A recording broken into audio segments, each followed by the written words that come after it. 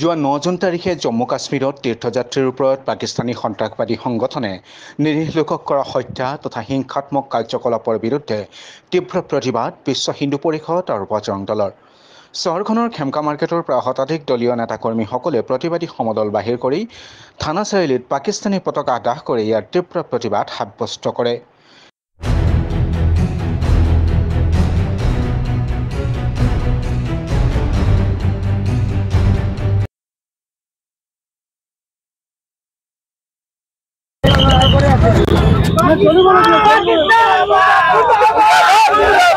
পাকিস্তান মুৰ্দাবাদ, হিন্দুৰ ওপৰত অত্যাচাৰ নচলিব আদি বিভিন্ন প্ৰতিবাদী শ্লোগানেৰে আকাশ পতা কঁপাই তোলে। যোৱা 9 জুন তাৰিখে যি আমাৰ হিন্দু তীৰ্থযাত্ৰীৰ ওপৰত এটা আতংক হামলা হৈছে, যিটো আক্ৰমণ কৰিছে, তাৰ আমি তীব্ৰ বিশ্ব হিন্দু পৰিষদ আৰু বজৰং দলৰ পৰাও আমি তীব্ৰ নিন্দা কৰিছোঁ। আৰু এইদৰে আমি দেখা গৈছে বিভিন্ন সময়ত তেওঁলোকে নিৰীহ প্ৰাণী, নিৰীহ হিন্দু লোকৰ ওপৰত আক্ৰমণ কৰি আহিছে। গতিকে আমি এই যি কাৰ্যসূচী, যিটো তেওঁলোকে এই পন্থাটো লৈছে, এইটো আমি তীব্ৰ ভাষাৰে গৰিহণা কৰিছোঁ।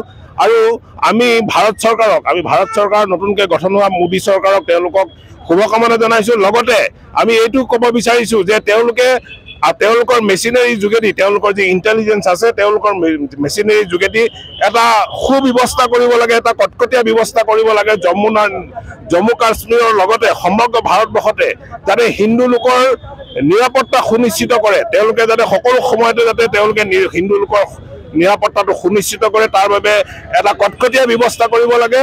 আৰু আমি ইয়াৰ মাজেদি আমি আমাৰ সমগ্ৰ ভাৰতৰ হিন্দু লোকসকলক, সনাতন হিন্দু ধৰ্মাৱলম্বী লোকসকলক জনাব বিচাৰোঁ যে অকল চৰকাৰে এই গোটেই কামখিনি কৰিব নোৱাৰে। গতিকে আমাৰ সনাতন হিন্দু ধৰ্মাৱলম্বী সকলো ভাই বন্ধু সকলোকে একজোট হৈ সকলোকে যাতে সংগঠিত হয়, আৰু এই যাতে আমি আগন্তুক আমি এনেকুৱা যাতে যি ব্যৱস্থা কৰিছে এইবিলাকৰ প্ৰতি যাতে আমি সংঘবদ্ধভাৱে আমি যাতে আগবাঢ়ি যাব পাৰোঁ আৰু এইবিলাক প্ৰতিৰোধ কৰিব পাৰোঁ, তাৰ বাবে সুব্যৱস্থা কৰিবলৈ আমি সকলো ভাৰতবাসীকে আমি আহ্বান জনাইছোঁ।